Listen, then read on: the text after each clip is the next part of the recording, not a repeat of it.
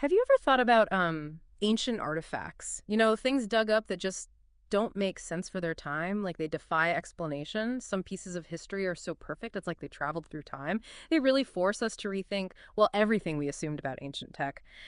Today we're doing a deep dive into one of those marvels, the legendary sword of Goujian. And this isn't just some rusty old relic. Nope.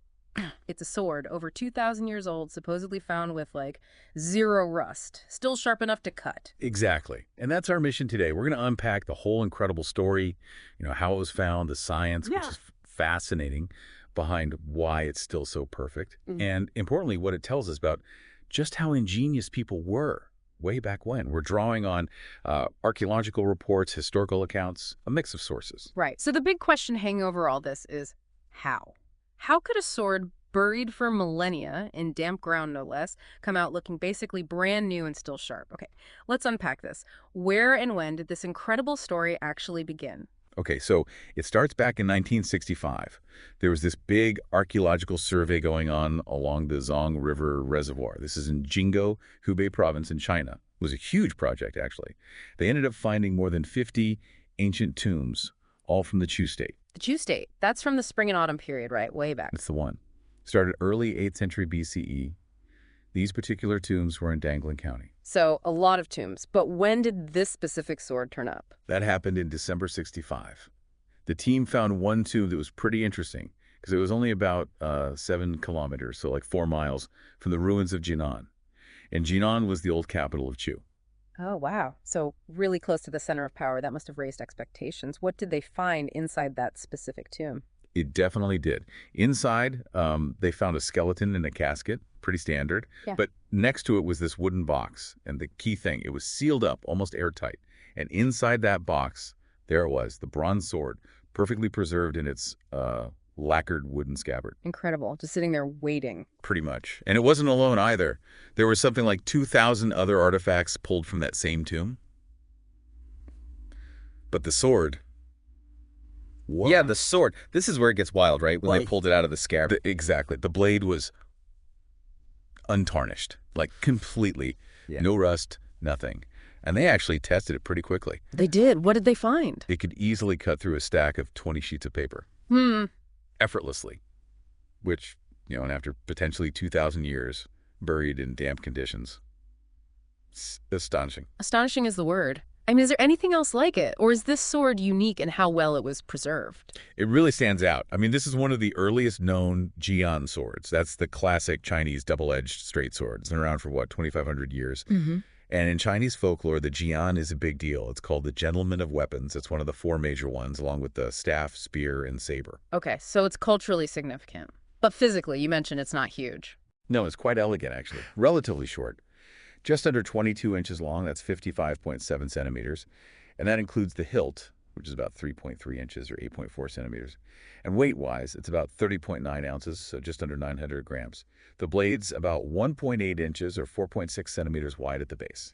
Okay, so elegant but functional. Now, the materials, that's key to the preservation, right? What did they find? Ah, yes, the material science. It's fascinating. So it's bronze, mostly. But, and this is important, it has a really high amount of copper, And copper makes it. more flexible. The blade itself, the core, wouldn't shatter easily on impact. But the edges, that's where they got clever. The edges have more tin mixed in. Tin makes the bronze harder, so it can take and hold a really sharp edge. Okay, so a flexible core, hard edges, smart. Anything else in the mix? Yeah, small amounts of iron, lead, and crucially, sulfur. And the thinking now, the key insight really, is that the high proportion of sulfur, specifically sulfide copper on the surface, is what gives it that incredible rust-proof quality. Wow. Sulfur acts as a kind of barrier, Yeah. really slows down tarnishing. Wow, that's advanced thinking for 2,500 years ago. And what about the look of it, the craftsmanship? Oh, stunning.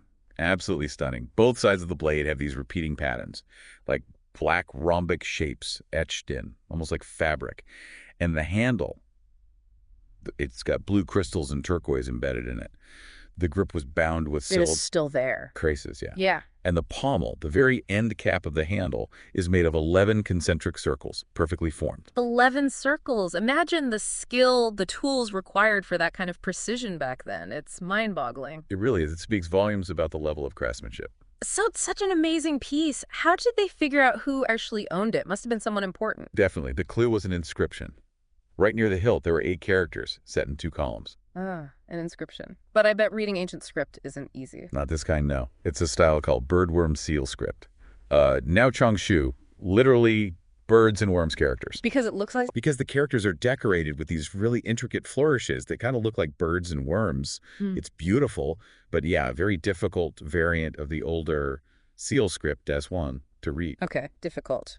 But they managed to decipher some of it. They did. After a lot of work, scholars figured out 6 of the 8 characters. They read, King of Yu then made this sword, and for his personal use. King of Yu. Okay, narrows it down. But which one? Weren't there several? Exactly. That was the next puzzle. There were actually 9 kings who ruled the state of Yu during the relevant period, roughly between 510 BCE and 334 BCE. So yeah, it sparked quite a debate among archaeologists and language experts. I can imagine. So who did they finally settle on? The consensus landed on King Goujian. He reigned from 496 to 465 BCE. Goujian. So that makes the sword about 2.5 millennia. And this King Goujian, was he famous? What's his story? Oh, very famous. A major figure in the spring and autumn period.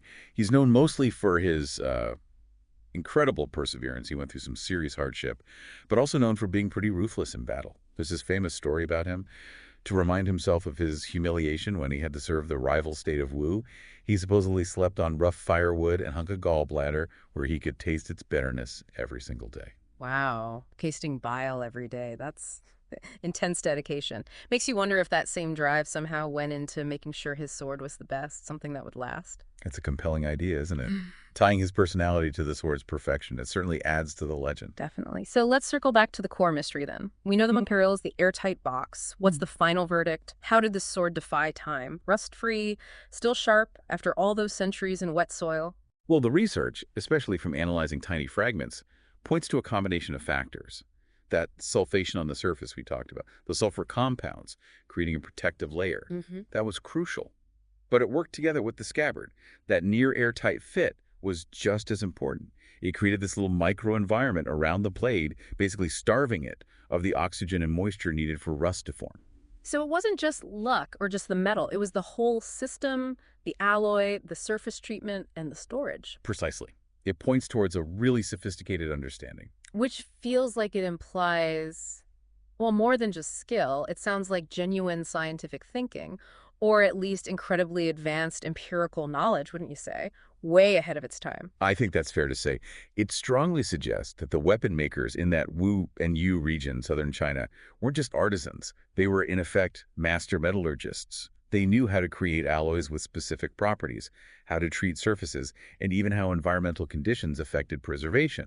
It really pushes our understanding of their technological capabilities. So today, how is the sword seen? It must be incredibly important in China. Oh, absolutely. It's considered a national treasure, a state treasure, really. It embodies this idea of a legendary weapon that literally conquered time. Like a real-life Excalibur, almost. That's a great comparison. Yeah. There's a similar kind of reverence of fascination. It holds a powerful place in the Chinese cultural imagination, much like Arthur's sword does in the West. It's a symbol of history, ingenuity, and endurance. And people can see it. Where is it now? Yes, though it has moved around a bit. For a while, until 2011, it was actually on loan to the National Palace Museum in Taipei, which is a huge deal. But now it's back in the care of the Hubei Provincial Museum. That's where it's housed and displayed. Still drawing crowds, still sparking wonder. What an incredible story. From being pulled from the earth in 65, this perfectly preserved, sharp blade, to understanding the science behind it and connecting it to this determined king. It really is. It's this amazing convergence, isn't it? You've got advanced ancient metallurgy, these clever preservation methods, and this rich historical background all coming together. It allowed this single object to just bridge millennia, almost untouched. It gives us this tangible link, this glimpse into just how capable ancient people were. Challenges a lot of assumptions. It really does, and leaves you thinking, imagine if someone handed you a sword like that today, something legendary, impossibly sharp, that had beaten time itself.